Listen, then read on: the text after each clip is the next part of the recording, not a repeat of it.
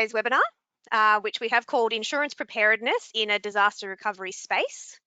Before we do begin, we would like to acknowledge the traditional custodians of the land and pay our respects to elders past and present, and also extend that respect to any Aboriginal or Torres Strait Islander people listening today. We acknowledge that this is Aboriginal land, it always was, and it always will be. My name is Jessica Sullivan and I work in the Disaster Response Legal Service as the Community Legal Education and kind of Engagement Officer. And I'm joined today by Marta Solofoni, who I will let introduce herself. Hi, Marta. Hi. And what's your role within our, yep, can hear you. What's your role within our team? Okay, so I'm the Senior Disaster and Insurance Solicitor in the team. So hopefully everybody will agree that I give them support around disaster recovery and insurance. Insurance is my specialty area of law. And I mean, we'll open it up for the presentation for questions, so feel free to send through any questions that you have. Anything about insurance is welcome. You can send them through, or any question around our service, the disaster recovery service. So awesome. Okay, so we'll get started with just why we're running this webinar and why we think disaster preparedness is really important. So why are we running this webinar? Okay, well, one, we were asked, no.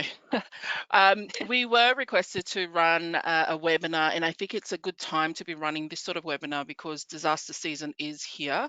It's a good time to start looking at the best way to prepare for disasters. We've already had quite a few disasters already, but it never hurts to, continue with your preparation and just have your plans in place. So we all know that climate change is a real problem. It's showing up in the increase in frequency and severity of the disasters that we're experiencing.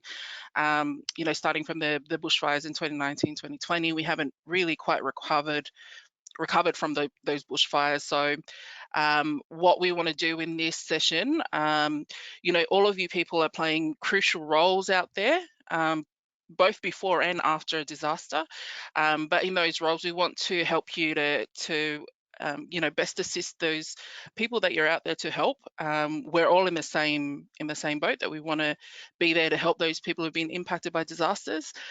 So we just want to hopefully this session will help you to problem spot or to identify some of those legal problems that people who've been impacted by disasters may face. Great.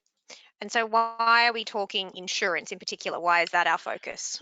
Okay, insurance in particular because, for those reasons I've got up there on the slide, is that homes and properties are always at risk in a disaster, and then they're the major parts of people's lives that can be affected, and that has obviously a flow-on effect for the rest of their lives, and also can determine how sort of their disaster recovery journey sort of pans out. So insurance is definitely the top of the list of issues that we see in a disaster.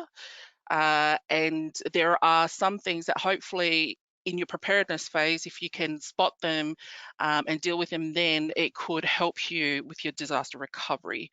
If you're unfortunate enough to be impacted by a disaster, best way we can try to minimize the impact of that is to try to prepare as best you can.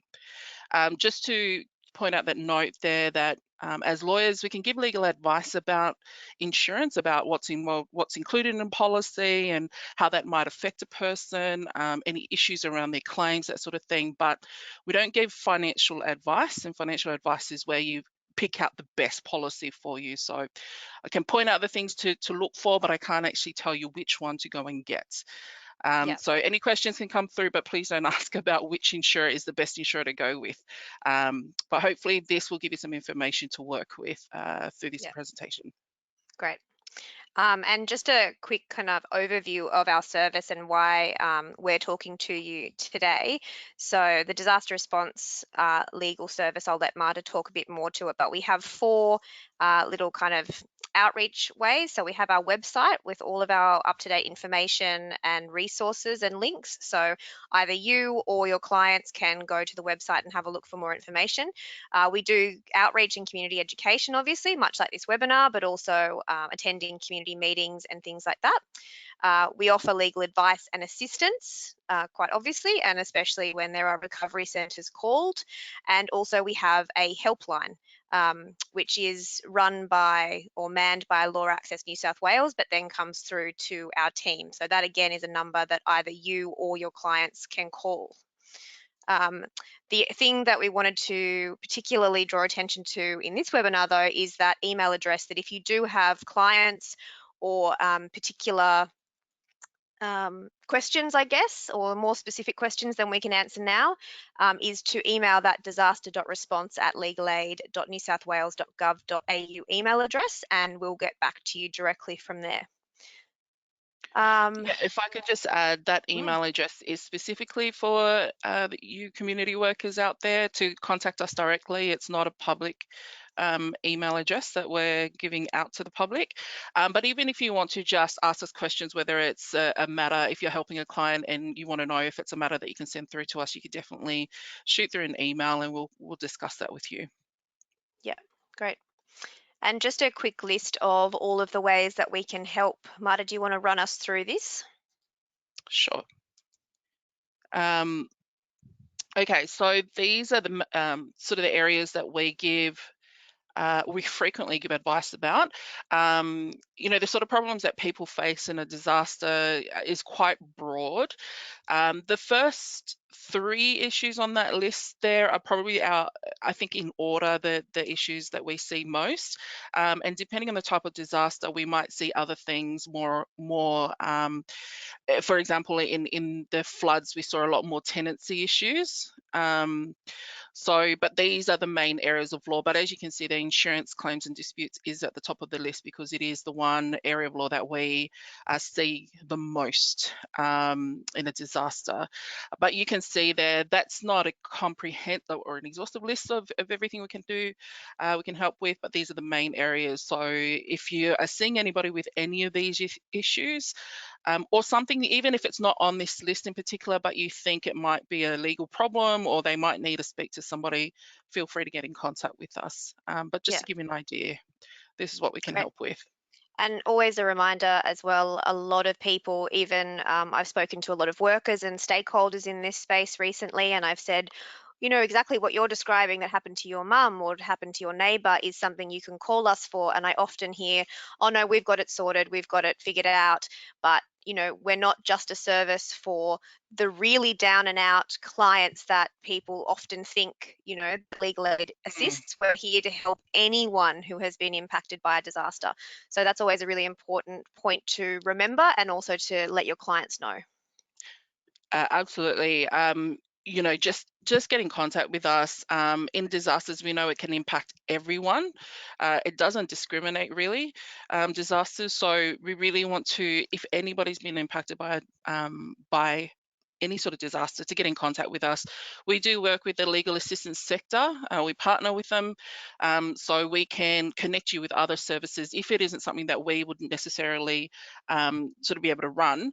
Then we can connect you with other people in our legal assistance sector, both in the public sector and also in the private world as well.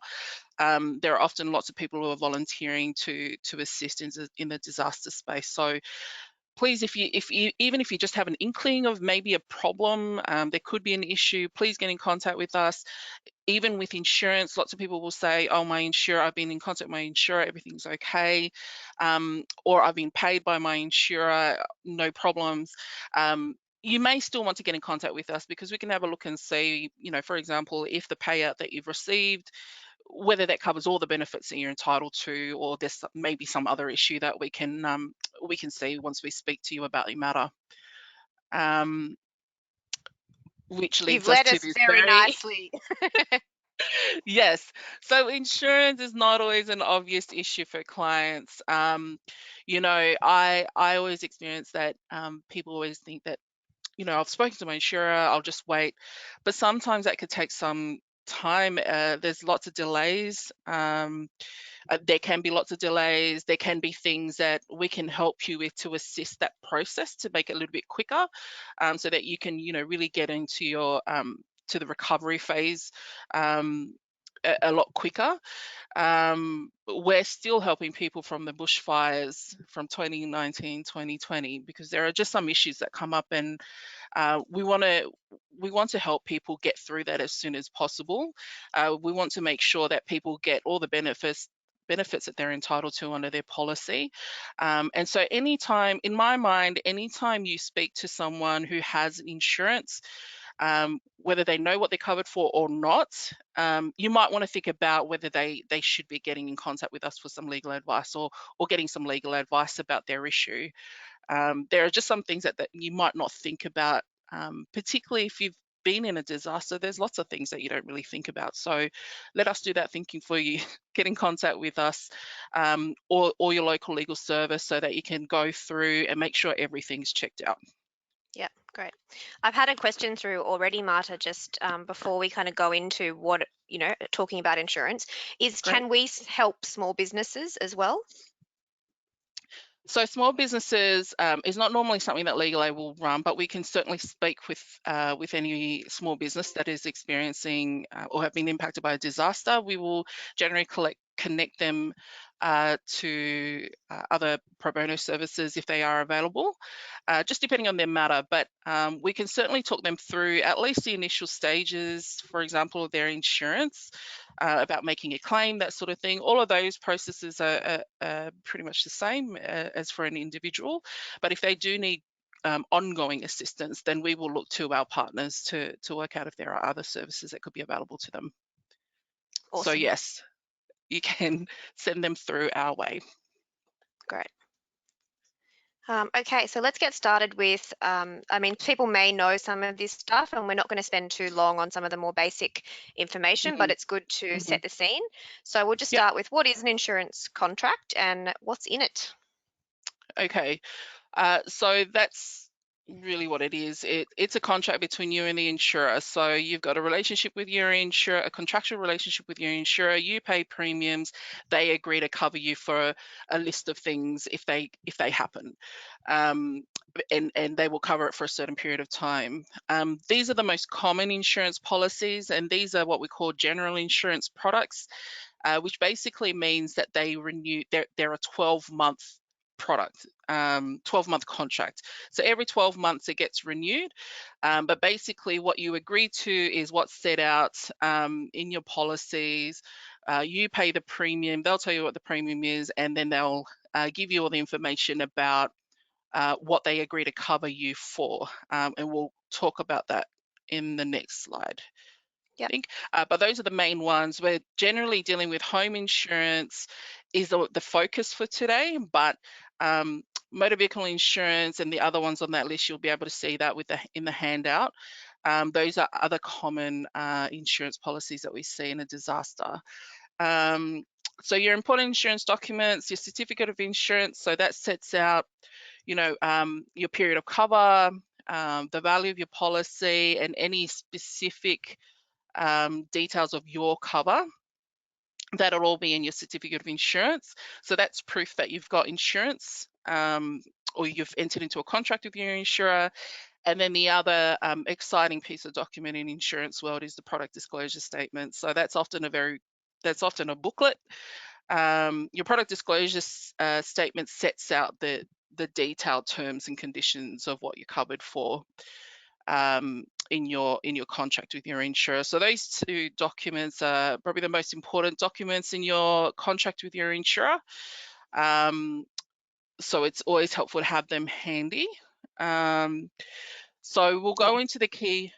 Yeah. Oh, sorry. Sorry, the thing's just playing up a bit. So yeah, we'll move to the key terms, and this is probably, if you do have anything else that stands out to you that's not on our list, just yell it out and we'll have a talk about it. Yeah.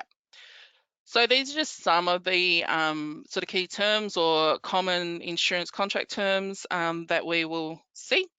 So your premiums, I won't go through the whole list, but I'll just point out In terms of the premiums can differ depending on the insurer. It can differ depending on, there's a number of factors that go into determining premiums. So as I said, different insurers have different premiums.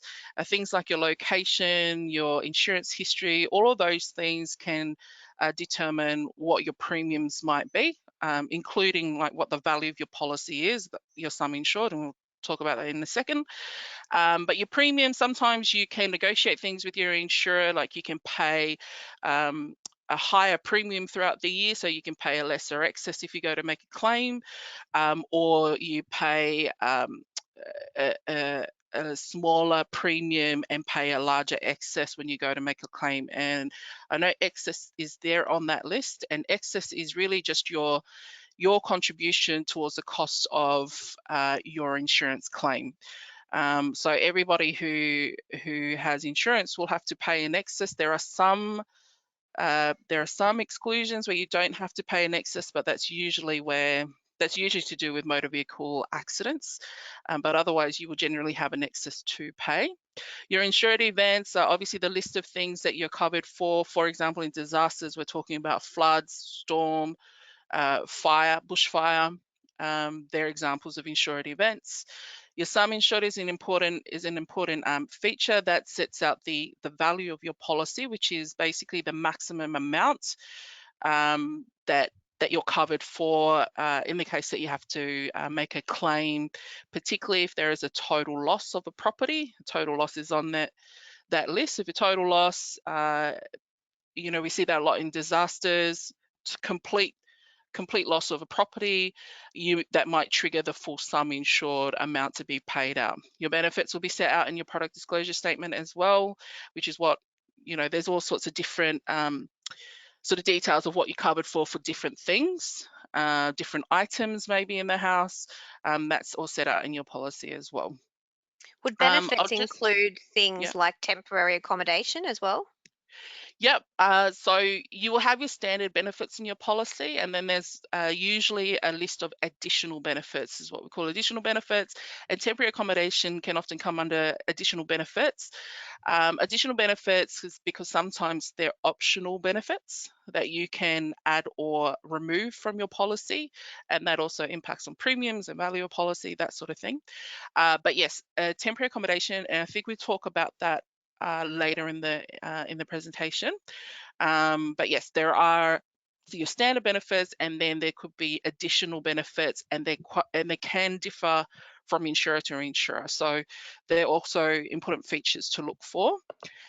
I'll just quickly go to the BAL rating on that list there.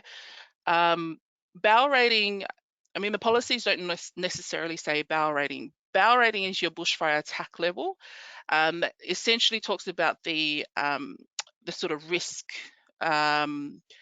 It's your level of risk that affects your property development requirements for your property. We might talk about that a little bit later in the presentation, but just to let you know, the BAL ratings could mean that if you have a total loss, or if you have to repair your house, the requirements, the building code requirements, or the building requirements by your council may be impacted by the BAL rating that could change after a disaster has happened. And what this often does is it often leaves people underinsured, because the cost to replace what they had has gone up. And it could have gone up by a whole lot. It may be that you have to replace what you had with different materials that are more expensive. They're different sort of building processes that are also going to add cost. I mentioned this because this can sometimes be covered in additional benefits. Some policies may have additional benefits where they will cover up to a certain amount the cost to bring your property up to the current building code. I find that lots of people there's quite a bit of old housing stock out there.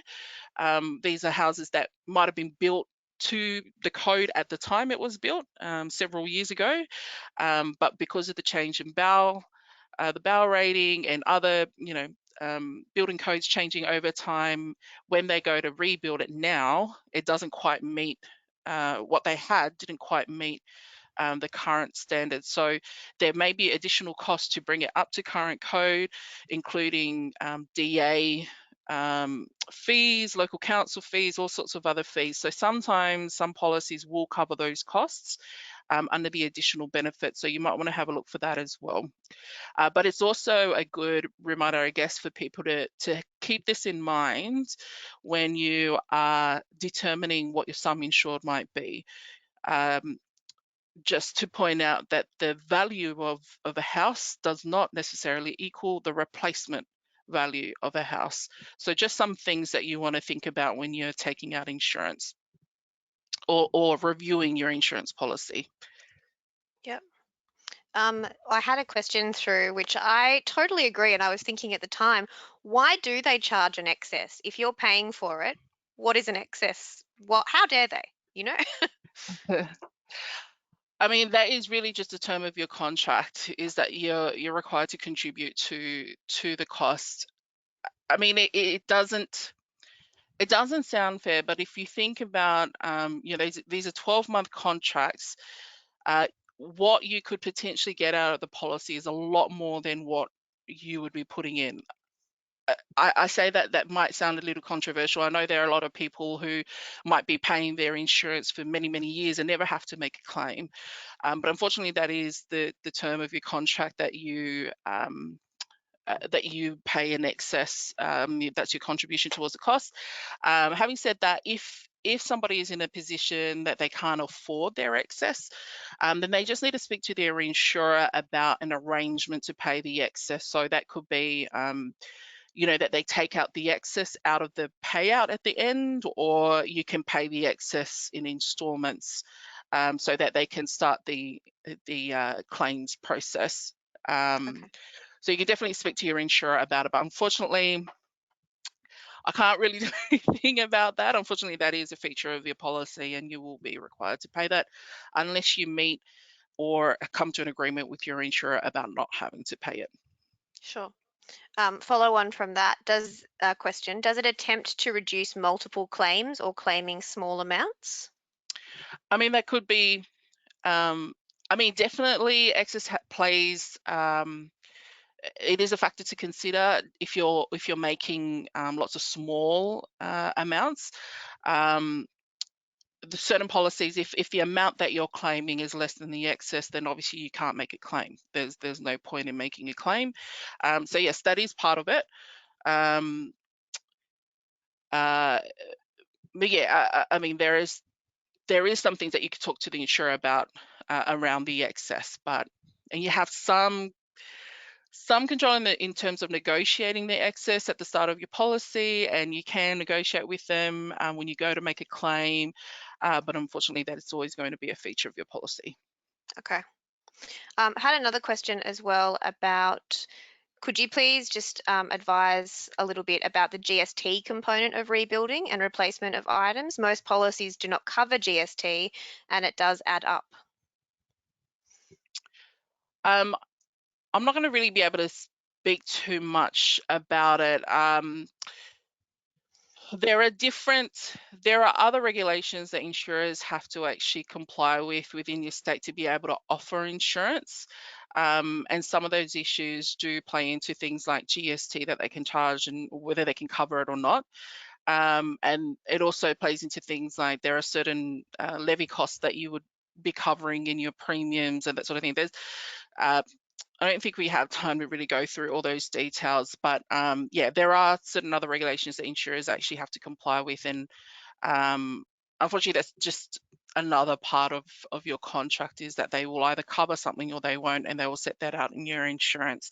But what we certainly want to look at is making sure that you're aware of the certain features that you might have some control in terms of making sure that you have enough in your policy to cover you, sort of in the worst case scenario. Yeah. So looking at things like your sum insured and that sort of thing. So I think it also talks really well to the fact that even, I mean, a lot of people will say exactly what I already said of, I've got it covered, or the insurer's been really good, or, my son's a lawyer and he's told us a bit about it or something. But there are so many elements to things Mm, like this. And I yeah. always just say to clients, what's the worst case by having one of our lawyers look over it? Because, I mean, there's so much that I obviously don't understand, and Marta is so good at it and just for some reason loves this space. So let her have a look at it. So as a way to encourage your clients, all of these questions that come up, all of these like minor confusions, our lawyers are kind of across all of that and can give some really good advice. So I think that speaks to that.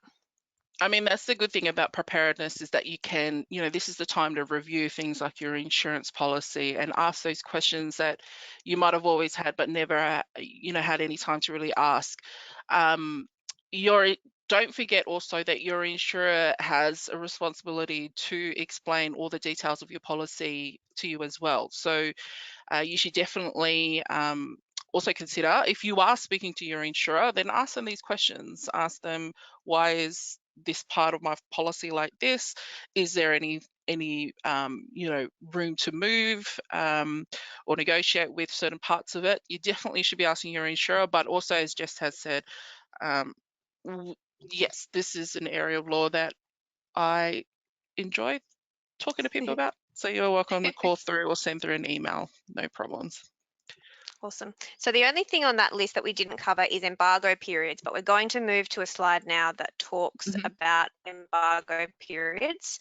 Yeah. So this falls obviously under common exclusion terms. Hmm. Marta, I'll pass over to you. Great. So embargo periods is a very common feature in policies. Almost all the policies will have them. They may have different timeframes for the embargo period, but I will commonly see anything between 24 to 72 hours within a policy. So this one, the example that we've got there is an old common insure home insurance. They might still have this sort of feature in their policy now, but you'll see there they'll say they won't cover bushfire for the first 48 hours of the policy unless those things are met there. So embargo periods in your preparedness phase, and if you're reviewing your policy and say you are going to update your policy, updating your policy technically means you're starting a brand new policy. So if you're increasing the value of your policy, that sort of thing, you're technically looking at a brand new policy. So if you're in that boat that you've reviewed your policy, you updated it, or you're just taking out insurance now, you've just got to be mindful that there are often embargo periods that if something happens within that period of time, then your insurer won't cover your claim unless there are, exceptions that they might cover. So this one, that example there has some exceptions. But So is just that to, essentially, sorry, just to put that in plain language, I guess, is that if the bushfire is approaching, you know that it's coming towards you and you think, I don't have insurance, I'm going to take it out now. If it mhm, happened at 50 hours, yeah, you'd be covered. in this policy, I'd definitely be arguing that if it happened after the 48 hours, so Yep. at the point 50 hours into a policy, then yes, you'd be arguing that you're covered. But if it did happen, say, within the day of you taking out your policy, that's before that 48 hours sort of lapses, then you're likely not going to be covered purely because of that embargo period. You could qualify under everything else, but unfortunately this exclusion, and that's sort of the nature of exclusions, is that exclusion means that they can rely on that to decline your claim. And in the world of insurance, it is up to you as the insured person, so your clients, it's up to you to establish that you've got a claim, an insured event has happened, and then the onus then jumps over to the insurer. So then switches over to the insurer, and the insurer will then look at if there are any exclusions that they can rely on to decline your claim. And if they can't establish an exclusion, then they should be paying the claim, provided it's an issue that's covered for under the policy. But this could be an exclusion that your insurer will rely on if, say, a bushfire happened within 24 hours of you taking out this policy. They will simply say, it was within the embargo period, we're declining your claim. Yeah. So that's an example of an exclusion. In your policy, there's a list of general exclusions, and then they'll have a list of specific exclusions, usually attached to specific insured events. And when it came to the floods on the mid-north coast, I know that there was a lot of difficulty with whether it was floodwater, stormwater, floodgates, a lot of activity around that. Is that where this kind of falls into, Marta? Yeah, that's a common problem in flood prone areas, is that often people aren't covered for flood. Flood cover is generally an optional cover, so you have to choose to include it, or you can opt out of it. Lots of people do end up opting out of flood cover because it is too expensive. They live in a flood prone area, and their flood cover alone would be well and truly too much for them to actually handle. So they often, or afford, so they often opt out of a flood cover. But in the floods, we also see other issues like rainwater runoff, stormwater, um, and they do get a bit tricky because sometimes those waters combine or they mix and cause damage, and that gets a little bit tricky in terms of arguing legally that that exclusion of them not being covered for flood doesn't apply in that scenario. But there are policies that will cover you, say if the water was from storm, as in it's sort of come from top down and come into your house, even though they don't cover you for flood damage, they may still cover you for flood. Sorry, I keep mixing up my words. Even if your policy doesn't cover you for flood damage, if you have storm or rainwater runoff covered in your policy, you may still be able to make a claim under your policy, a successful claim under your policy. But that does get a little bit tricky. So it's one of those areas that you may need to actually get in contact with us for Yeah. advice around that. Yeah. So, I mean, I heard working in the recovery centres, I heard a lot of people saying, I'm just not covered for flood. There's no point looking at it. Doesn't matter. I'm not covered. What would you say to those people? Come and talk to us anyway. You may not be covered for flood, but maybe the water that damaged your house was rainwater runoff. Maybe the water was storm. In which case, if you've got cover for that, you may still have a claim under your policy. So don't just write yourself off just because you know that you're not covered by flood. There could be something else in your policy that you're covered for, and we might be able to make those arguments that it wasn't flood damage, it was some other kind of damage that's covered for under your policy. So Yeah. still worth a conversation, I think. Great. Which again, I think leads quite nicely to our next slide, which is additional benefits. Because another question I would get quite regularly would be, well, I don't have that cover. I already know for some reason that I can't get any assistance. Does that count for additional benefits? Yeah, so what I often see is that people will receive a payout from their insurer and they think that it's they've paid out for everything they're entitled to under their policy, but that's not always the case. Sometimes those payouts might not necessarily include the additional benefit that you're entitled to, which is something like this, your temporary accommodation. With additional benefits, there are all sorts of different types of additional benefits, and some of them will be included within your sum insured, in which case, if your insurer has paid out your full sum insured, that covers everything that you would be entitled to. But sometimes there are additional benefits that are paid on top of the sum insured. So that's an additional, that's an extra amount on top of the sum insured that you could be entitled to. They differ from each insurer, but you can often have these are examples of additional benefits that could come with your policy. But it's always worth having a look at it, because it could be the extra money that sort of fills in the gap between your sum insured and what you actually need to repair or replace your property in the scenario that, say, you're unfortunately underinsured. So there are some technical features that you might not be aware of. You might not be clued onto that until you've spoken to someone, to a lawyer, or spoken to us. And we'll point out these things. And we've run many cases where we've argued that, well, there's extra, you haven't covered this. We also want this to be paid for the client because it's provided for in their policy. So those are additional amounts that clients weren't expecting, and we were able to get those amounts for them. And is one of those the contents of your fridge? Is that correct? There is food spoilage is often a feature in policies. So yes, that can also be covered in a claim. But that's the thing. I mean, there's so many features in a policy that unless you've sat down and kind of gone through it all, some people will just say, oh, my insurer's already paid it all out. And you think, oh, it's covered everything. But it might not actually cover everything. Yeah. Insurers do get it wrong.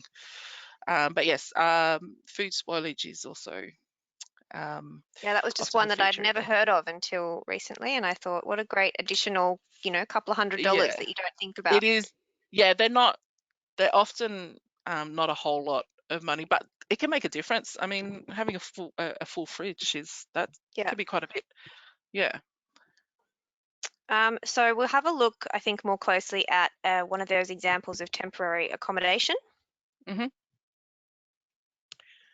All right, this Yeah, is an example pulled out from an old Budget Direct policy, just to give you an example of what it might say in a policy there. So this one, I think I'll just point you to the second paragraph. Oh, well, sorry. The first paragraph talks about where they'll agree to pay your claim, and it sets out how much they might pay. So they will pay up to 10% of your home or contents sum insured for temporary accommodation.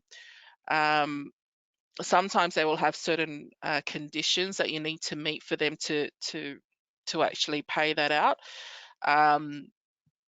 What we've seen in the past, where you used to have to show proof that you had actually paid for temporary accommodation to be covered by your insurer or to get this benefit, but not all policies will have that requirement, and not all insurers will actually, even if it's in the policy, sometimes some of the insurers, because we're all mindful of what happens in a disaster, they might also sort of dispense or sort of waive that requirement.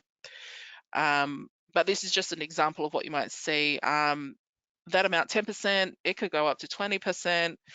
And then the thing you want to have a look at is whether they will pay that within the sum insured or on top of your sum insured. So this one, the reason I picked this because it specifically says in paragraph 2 is that this is in addition to your home or content sum insured. So that could be extra money that that way that money can be set aside to pay for the temporary accommodation, and it doesn't eat into the money that they should be setting aside to deal with the repair or replacement of their home. because people often think that it's better for them to sleep on someone's couch or, stay with a friend or something to save on money. Is that Yeah, right? yeah. Yeah, exactly. People will couch surf because they're trying to save that money, but this is where looking at the details can really make a difference, because in this scenario, because it's an additional benefits that's paid on top of your home and contents sum insured, then there's really no point in saving Yeah. money, and often that is an extra benefit that, like I mentioned before, there's usually a condition that you need to show proof that you've actually stayed somewhere, you've paid for it, or that you are leasing out a place, or you're about to lease out a place to stay in temporarily until your property is actually been fixed. So what we want to do is make Okay. sure we maximize the benefits that people have under their policy. Get maximum benefit. Great. All right. Yeah, that's what we want. So we'll move hmm now to kind of the settlement. So you hear a lot, cash settlement versus a rebuild of the property. hmm So just quickly, insurers will try to settle a claim as soon as possible, in most cases. They'll try to quickly settle it, and the quickest way to settle a claim will be a cash settlement.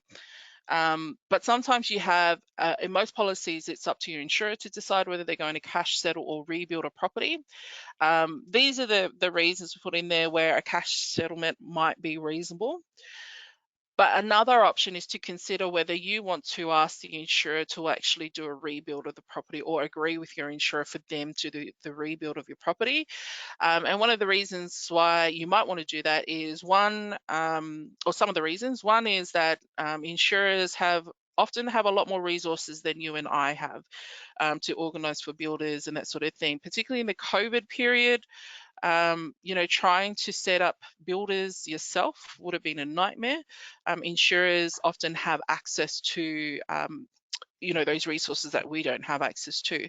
Another good reason to consider whether you want the insurer to do the rebuild is that under the General Insurance Code of Practice, there is a guarantee that if your insurer has approved and appointed the builders or the repairers for your property, then they accept the quality of the workmanship and materials, which means that any problems with the repair or the rebuild, you can go back to your insurer and get your insurer to deal with it.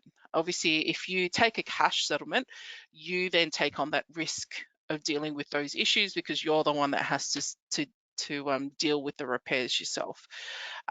So there could be good reasons for either, to take a cash settlement or a rebuild, but just so you're mindful that, or keep it in your mind that there is an option there. You want to think about what works for you in your particular scenario, and that's also something that we could talk you through as well. I mean, controversial question coming through, and I think you'll even know what it is, but in general terms, which would you recommend in most cases? I have said to many people in the past that they might want to take the rebuild only because of that guarantee from the insurer, and also in some policies they actually provide a lifetime guarantee on the repairs.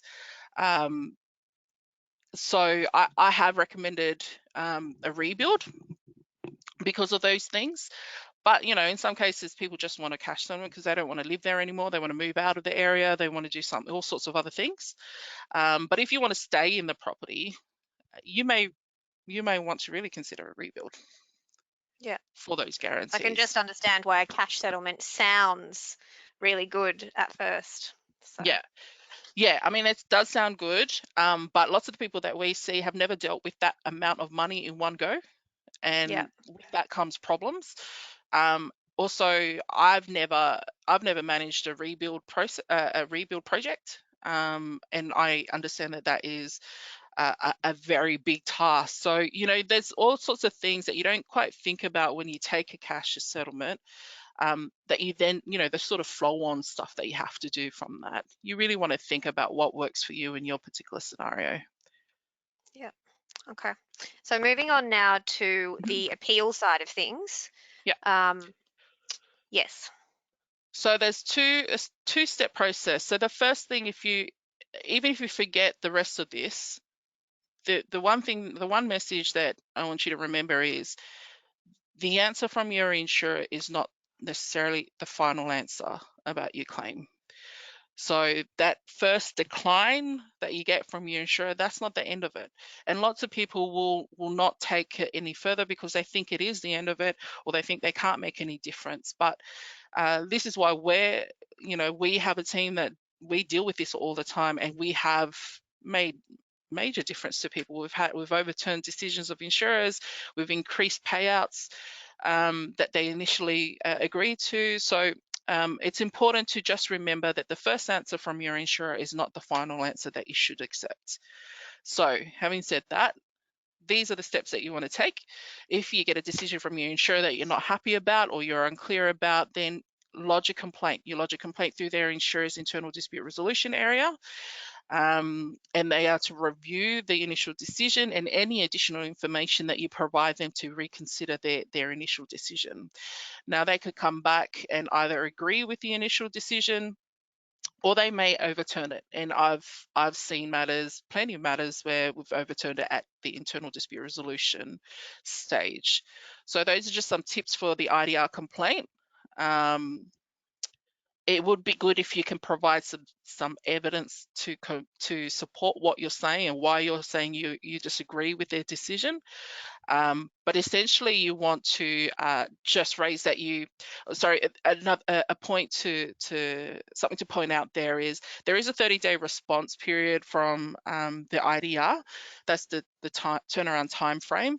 Now, I generally tell people to start that clock by telling your insurer that you don't agree with their decision, so they can start reviewing it, and you can then add or send through any evidence that you want to send through at a later stage. And that shouldn't, I mean, obviously you want to send it as soon as possible, but that won't restart the clock on the time that they have to respond So by. just say that you disagree as soon as possible, and Yes, then the say rest can that come and then later. send in, yeah. So even if you say, I disagree with it, I want it reviewed, and then you come to us to discuss it, even if you're in that sort of stage, you can definitely do that. So just tell them you disagree, then add evidence later. If you don't get a successful outcome with your IDR complaint, then the next stage will be an AFCA complaint, so a complaint to the Australian Financial Complaints Authority. They usually require, in their terms of reference, they require you to go through your insurer's IDR first before they will deal with the matter. But this will be a good option for people to take it further because it is free to consumers. You don't pay anything. Even if the insurers use solicitors, you don't pay for that. It's free to consumers. And the most important part is that the determination from AFCA is binding on an insurer. So the insurer does have to comply with it. Consumers or your clients don't ever have to really accept any decision by AFCA, but if they do accept the determination, then that becomes binding on the insurer. So the insurer has to comply with it. So good point as well, just to make sure people know that these slides are attached as a handout. So if you wanted to have a closer look at these couple of slides, you can just download that in the handout section. Yeah. And then our final Yes. slide, I think. This is just where to get some legal help. So today we're presenting this, we're bringing this to you. It's a joint effort between us and the Disaster Response Legal Service, New South Wales, and the Shoal Coast Community Legal Centre. So that's for sort of down south. If you're seeking some advice or you're needing help, then those are the two services that you might want to get in contact with. The other ones here on the left of your screen, those are all the services that are available during a disaster. Some of them are national and the others are local services in areas that we often sort of come across disasters. In disasters. So the Financial Rights Legal Service, Legal Centre, they are available nationally, but the others operate on catchment areas. But again, you can have a look through that list and work out which one you want to get in contact with. But we're also statewide, so you could definitely get in contact with us even if you're not sure who to then contact. Yeah. We can work it out and see how we can assist you best. Awesome. And hopefully we'll have a couple of minutes for questions. Yeah, if there's questions, start sending them through. Please do. I'll just run you through. So some of you may or may not be aware that we also have a disaster-specific law checkup resource, which is a really good tool for community workers to use when talking to clients, particularly about insurance, obviously, which is what we're focusing on. It's just got some very good prompting questions to try and encourage clients to either get some legal help from a CLC or from us, or just to have a think about, whether they want some extra advice or opinion. So there's some questions there. This resource is available to download from our website and also in those handouts that are attached to this presentation. And just a list on your screen now of other resources that we have available. Feel free to get in touch with us in any way that you want to. We're here to help you. That email address, again, is just on your screen now. But yeah, Marta and I are happy to hang around if people do have questions. Haven't received any as yet. But thank you so much, Marta, for your time and expertise. This is great. Oh, hold on. We've got a question. Great. So with a property that has had total loss and a claim has been made, does the insurer have rights over the debris that remains? Some with contents if a content policy is in place. Oh, same with contents if a contents policy is in place. So in a house, the property damaged, they won't claim the debris. The question really is about whether the cost will cover, whether there may be an additional benefit to cover the removal of debris. But usually there isn't really a question for the insurer about whether they own the debris or not. In contents, if they are going to, they may um, have certain rights under your policy to dispose of items if they've taken it into storage and they've paid out a replacement settlement for the contents. But I've not seen any issue around debris. I usually see ownership issues with the damaged property when it comes to motor vehicles. If a motor vehicle is damaged and the insurer pays out on that as a total loss, and there's usually a provision about them keeping the damaged property, the damaged vehicle, in lieu of paying you for salvage value. That's usually in the motor vehicle. I haven't seen that in a home property scenario, but if you've got a particular issue that you've dealt with, I'd be interested to hear about that. But on a general sense, essentially, if people are taking photos or whatever and submitting those to the insurer, this is the debris, they can then generally clean up that debris if they want to. You definitely want to give notice to your insurer that this is what you're going to do. There's sometimes provisions in the policy which says that you can't take any action to remove anything unless the insurer has agreed to it. So if you're going to start removing things from your property, one, you want to keep evidence of it in case there's a dispute about settlement of that item at a later stage. But two, you want to put the insurer on notice that you're about to do this thing, because it's often a requirement under your policy. In scenarios where I think that you might want to start moving things out sooner than later is, say, a flooding situation and people want to clean out wet, damaged items to prevent mold from growing in their property. So so long as you give notice to your insurer, that should be okay. But you definitely want to keep in communication with your insurer and make sure it's as good as possible, keep evidence of what you're disposing. Great. And that notice, just to follow on, does that mean we just email them? We don't have to hear back from them saying that's okay? Yeah, I mean, ideally you want to get agreement from them. So either call them and say, this is what's happening, because anytime when you've put in a claim, anytime you call them, they should be putting notes on their system. So in my mind, so long as you've given them that sort of notice, then that's fine. But look, I haven't really seen or heard of insurers really disagreeing with that kind of stuff, especially if it's action that will prevent further damage from happening. So it could be something very quick on the phone or shoot them an email. Ideally, you want to get their agreement, but even if you shoot an email and say trying to prevent mold or something like that, it should be enough. then I think that should be helpful as well. Sure. Sticking with debris for the moment, just about if a person's debris, for example, a fallen down fence, impacts on a neighbour's property and causes damage, can that be covered?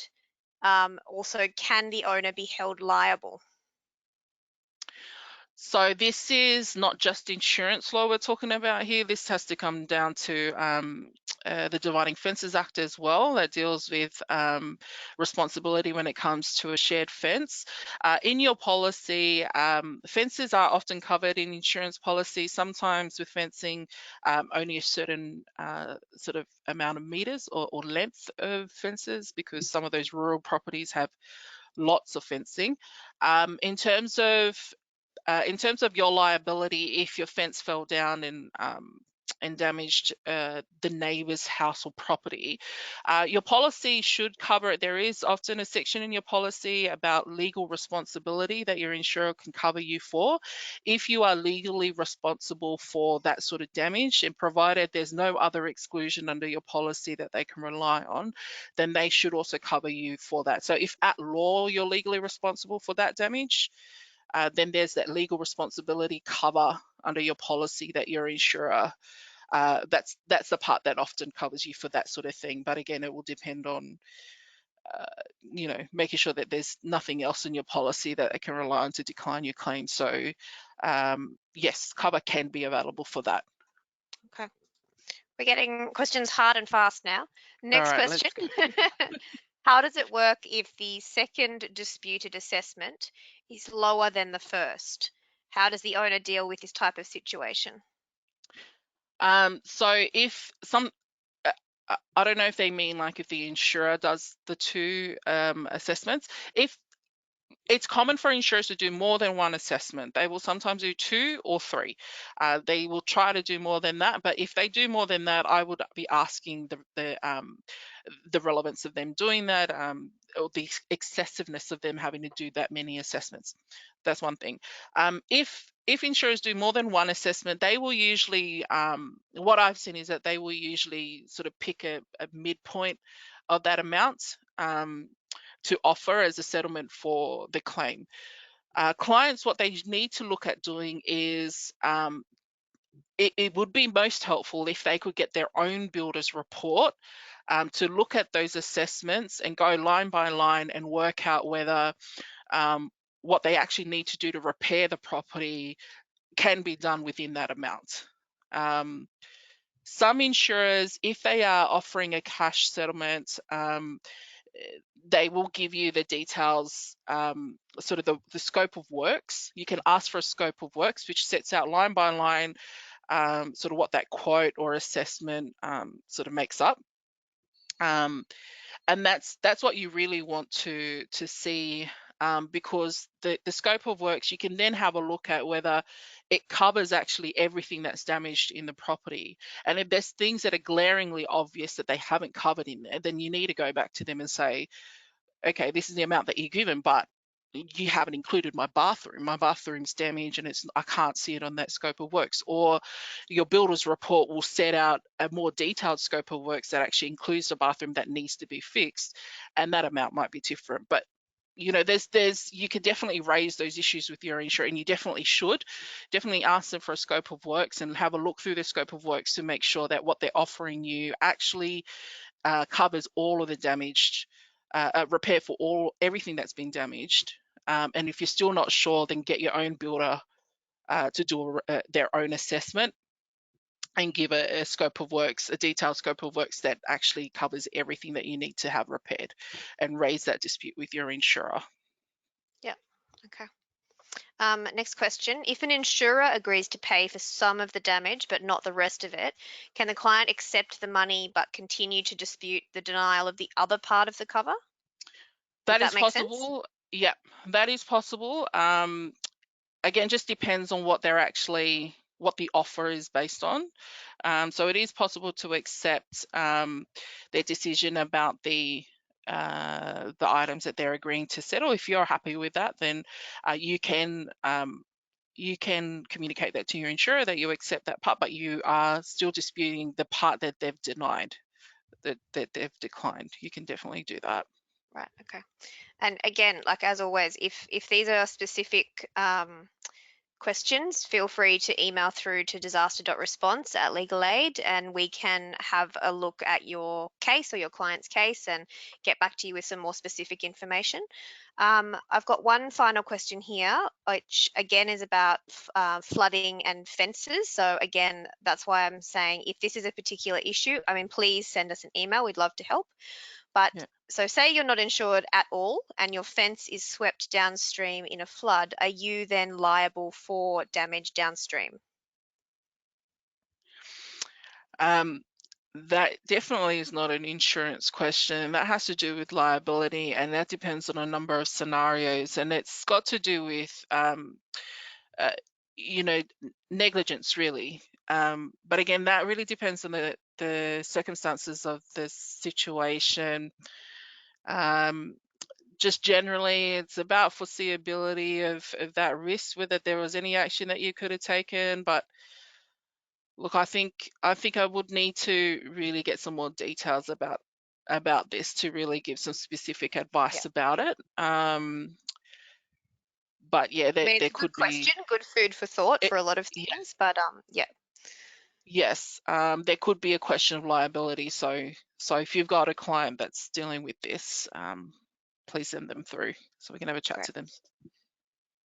All right. Well, I think that might be it for our questions. So we'll let everybody go. We've gone over a couple of minutes, but that's all right. As I said again, make sure you've downloaded those handouts. There'll be an email that goes around after this webinar with I'll put the recording up. So if there's anyone who's missed it, they can watch that back on our YouTube channel. And if you wanted to talk more to Marta about a particular issue, just send an email through to that email address. Awesome. Thank you so much, Marta, and thank you to everybody for listening. Thanks, everyone. Okay. Bye-bye.